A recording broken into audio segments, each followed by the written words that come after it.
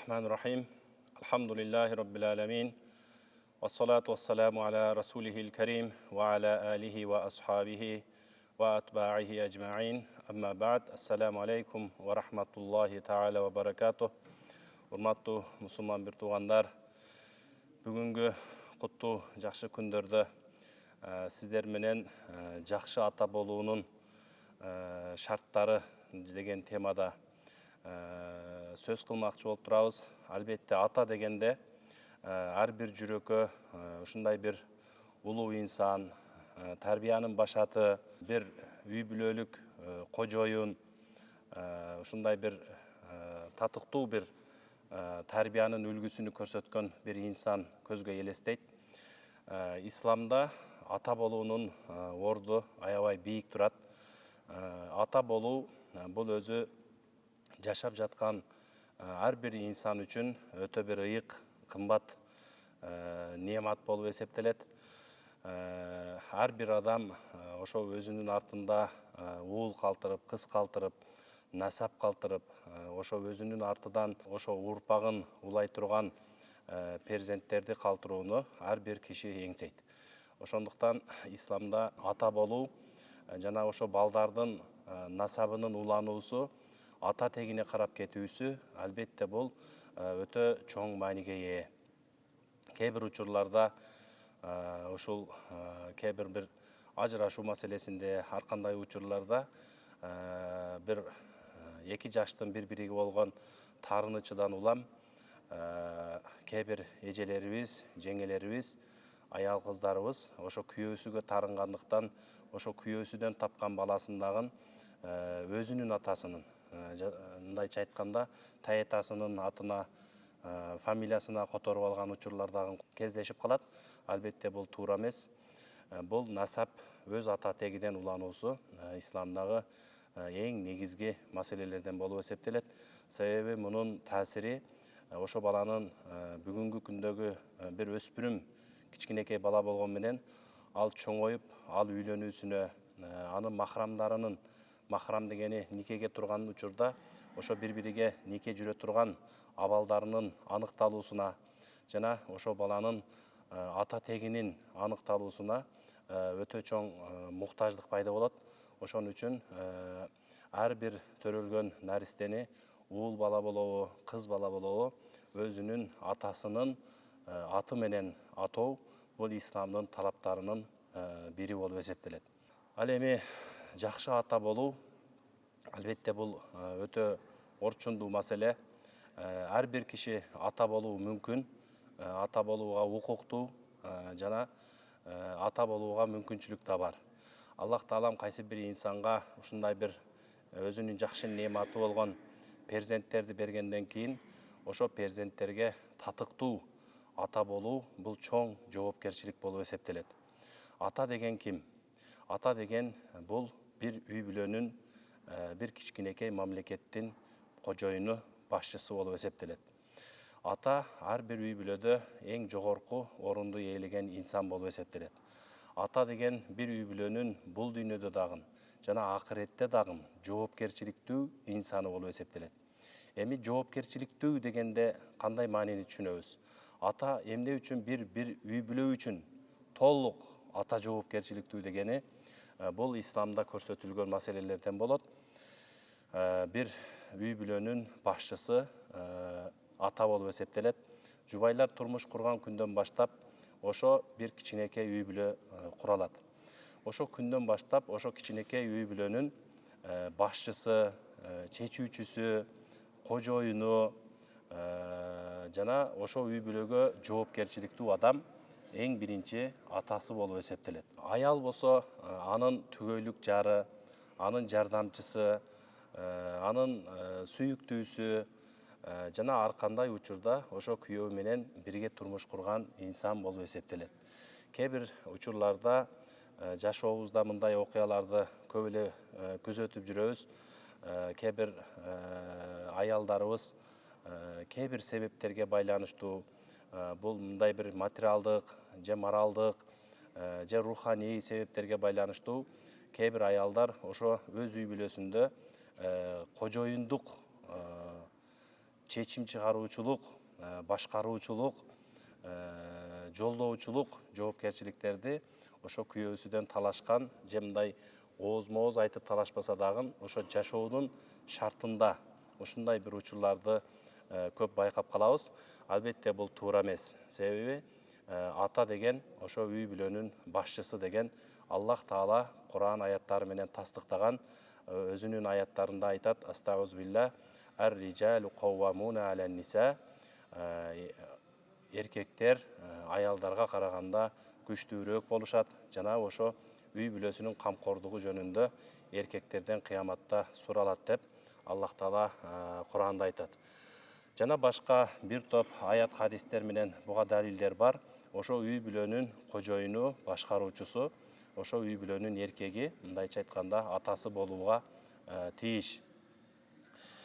Ата деген ошо үйлөнгөндөн баштап эле ошо өзүнүн никесини алган, мен ушул аялды өз никеме кабыл кылдым деген күндөн баштап ошо аялдын тамак ашы, исламда муну нафака деп коет.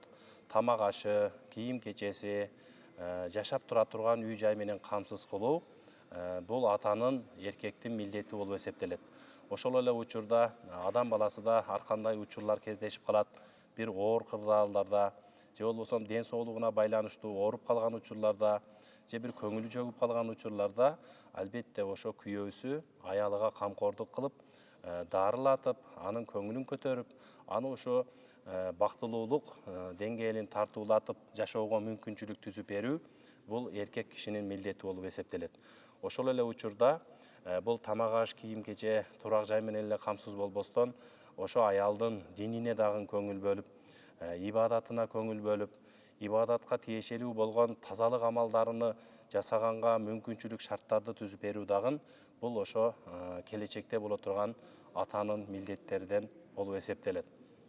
Кайсы бир инсан биз жокоруда айткан ушул нерселерге нафака маселесинде, тамак аш, кийим кече жана башка шарттарды айтып өттүк. Ушул маселелерде кайдыгер болуп, ушул маселелерди толук шарттарды түзүп бербей, же болбосо ошо үй бүлөсүн таштап, же аялын сен нафаканы өзүң тап, мен үйдө отурам дегендей бир маселелерде болсо, сөзсүз түрдө бул дүйнөдө болбосо дагы акыретте Аллахтын астында бул кылык жоруктар үчүн ошо эркек киши жооптуу болуп, ошого жооп берет. Ошондуктан үй бүлө жоопкерчилигиндеги эң чоң милдет жана башкаруучулук атанын милдети болуп эсептелет. Эркек кишинин милдети болуп эсептелет. Мына эми биз жокоруда өзүбүздүн темага кайтсак, жакшы ата болуу деген маселе албетте Кудай Таалам инсандарга берген чоң нематтарынын бири бул балалуу болуу десек туура болот. Ошо Кудай Таалам берген перзенттерге татыктуу ата болуу албетте бул өтө оор жана жоопкерчиликтүү, чоң сыноо болгон жоопкерчиликтүү иш. Биз коомчулукта көп учурларда ушундай бир абалдарды ойлойбуз. Үйлөндүм, балалуу болдум, анан балам өзү эле чоңое берет, эптеп эле ушу кийим кечегини каржылап, тамак аш курсагын тойгозуп койсом болду деген бир түшүнүктөр бар. Албетте бул туура эмес түшүнүк. Балдарга ата болуу бул өтө чоң жоопкерчилик. Бир эле курсагын тойгозуп, же кийим кече менен камсыз кылып, же ушул окуу жайга болгон материалдык базасыны чыңдап коюу менен эле аталык милдет аткарылды деп эсептелбейт. Аталык милдет ошо өзүнүн перзентине камкор болуу, өзүнүн перзентинин башына бир оор кайгы, муң, жаман күндөр түшүп калуусунан асырап сактап жашоо, ага ата катары, анын махрамы катары, анын кожоюну катары, перзенти дагы кожоюну ошо турмуш куруп кеткенге чейин, өз жолун өзү тартып кеткенге чейин атасы болуп эсептелет. Ошо кожоюну катары ага аял кишилер болсо, кыз балдар болсо, ага кызгануу, башка бөдө, бейтааныш кишилердин жаман көзүдөн асырап сактоо, анын уят болгон жерлерин жаап жүрүүгө үндөв жана башка ушуга окшогон маселелер бул атанын жоопкерчилигинде болуп эсептелет. Кээ бир учурларда ушу балдарыбыздын билимге болгон, илимге болгон, адеп ахлакка болгон, ибадатка болгон, өзүнүн Аллахтын астындагы пендечилик милдеттерине болгон жоопкерчиликтерине биз ата катары ушул нерселерди эскерте албай, үйрөтө албай, ошо балдарыбызга ушул талим тарбияларды жеткире албай калган учурларыбыз көп кездешет. Албетте бул өтө өкүнүчтүү маселе болуп эсептелет.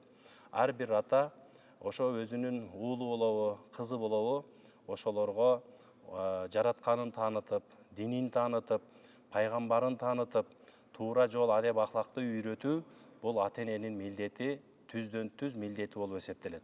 Ушул жоопкерчиликтерди биз качан туура так аткарганыбызда, ошондо биз татыктуу ата болуп эсептелебиз. Кыз балдар болсо, албетте кыз балдар ошо эрежеге жетип, бойго жетип, турмушка чыгып кеткенге чейин толук бул атанын жоопкерчилигинде болуп эсептелет. Биз ошол кыз балдарды турмушка чыгарган күндөн баштап аталар өзүнүн жоопкерчилигинен кутулат. Себеби анын жоопкерчилиги өз никесине мен кабыл алдым деп кабыл алган күйөөнүн жоопкерчилигине өткөнгө чейин кыз балдар канча жашка чыкса дагы, 20-га чыкса дагы, 25-ке чыкса дагы ошо атасынын жоопкерчилигинде. Анын кээ бир басып жасаган кадамдары бир күнөө кадамдар болчу болсо, ал кыз өзү эле жалгыз күнөөлүү эмес, ошого атасы дагы кошо күнөөлүү болуп турган учурлар болот. Ошондуктан кыз балдардын тарбиясына өтө жакшы көңүл бөлүшүбүз керек. Пайгамбарыбыз саллаллаху алейхи вассалам өзүнүн мубарак хадисинде сахабалардан бирөө эки кызым бар, үч кызым бар, ушул үч кызым бар дегенде пайгамбарыбыз ошо кайсы бир киши ошо үч кызды татыктуу тарбиясыны берип, Кудайын таанытып, адеп ахлагын үйрөтүп, бир өзүгө ылайыктуу жерге турмушка узаткан болсо, ал кишинин барар жери бейиш деген. Ошондо сахабалардан бирөө сурады: Аллахтын расулу, эки кыз болсо кандай болот дегенде, эки кызды дагы жакшы талим тарбия, адеп ахлагын берип, Кудайын таанытып, анан ылайыктуу жерге турмушка узаткан киши ал бейишке кирет деп пайгамбарыбыз өзүнүн хадисинде айткан. Ошон үчүн кыздарды тарбиялоо албетте бул өтө чоң бакыт болуп эсептелет. Жана кишинин бейишке кирүүсүнө дагы ошолордун жакшы тарбия, кулк мүнөз, адеп ахлагы жана кийинги турмуш куруп барган үй бүлөсүнү дагы ушундай бир адептүү, ахлактуу, тарбиялуу үй бүлө кылып тарбиялап кеткен мүнөздүү ата эне тартуулаган болсо, ошо ата энеге бейиш башарат кылынган, сүйүнчүлөнгөн.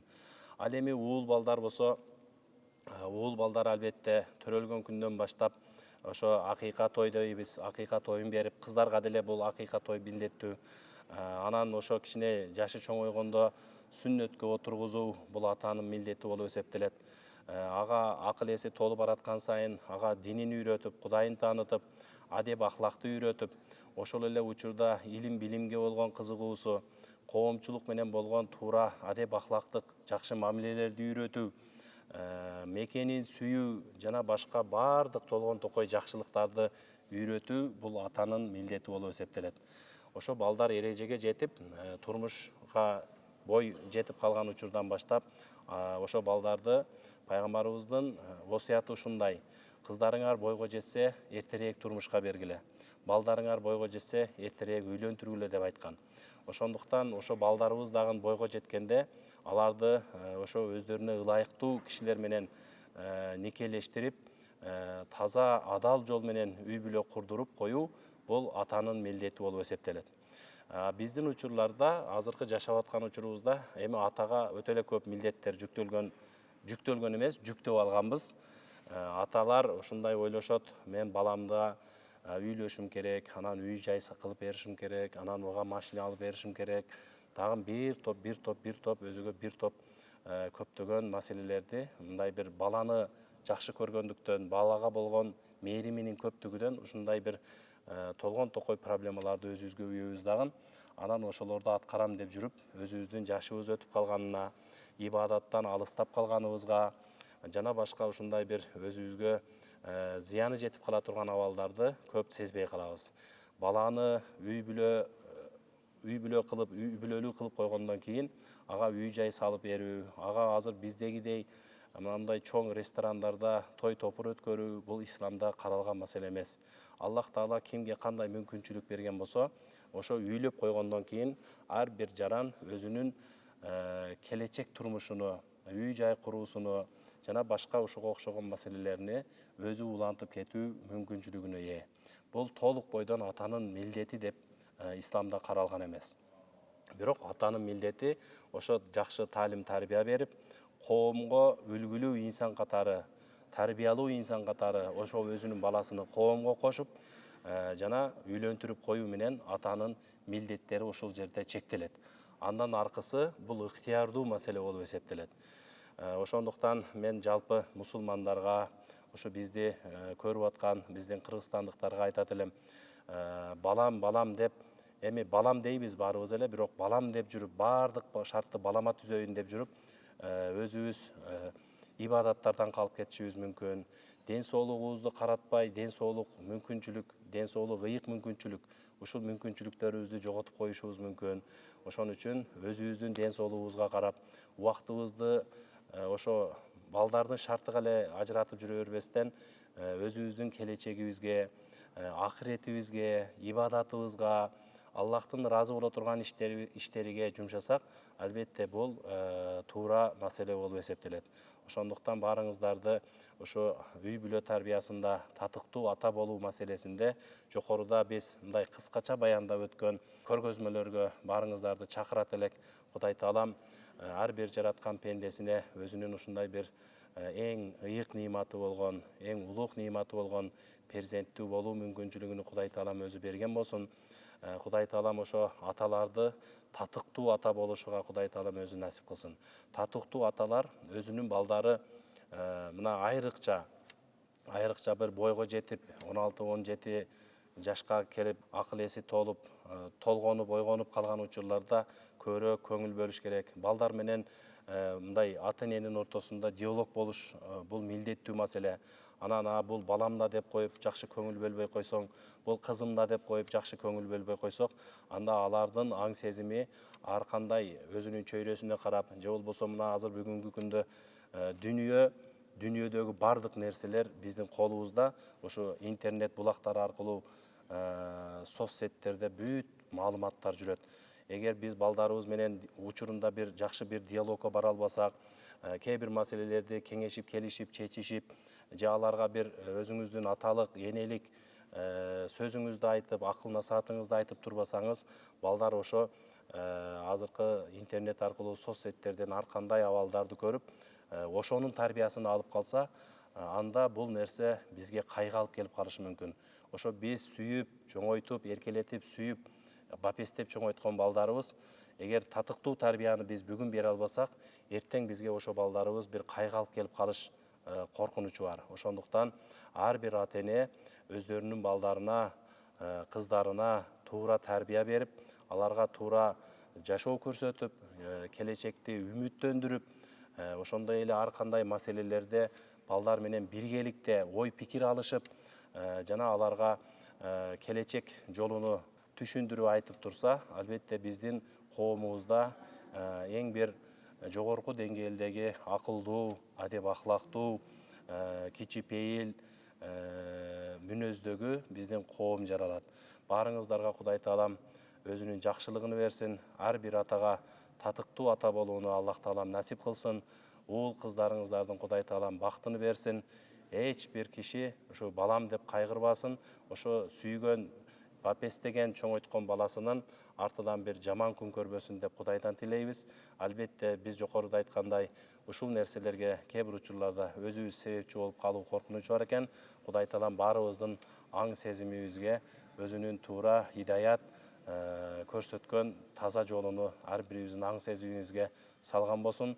Баарыңыздарга Аллахтын жакшылыгы болсун. Ассаламу алейкум ва рахматуллахи ва баракатух.